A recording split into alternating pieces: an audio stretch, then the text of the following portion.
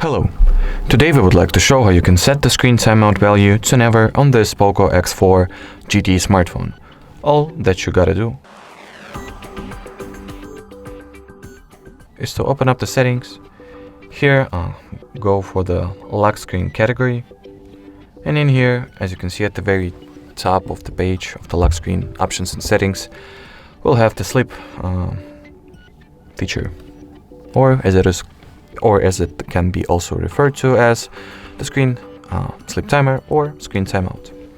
And in here, all that you want to do is to either make sure that the never value is set, like I have, or if you have any other value, just expand the possible time values and set it to never, just like so.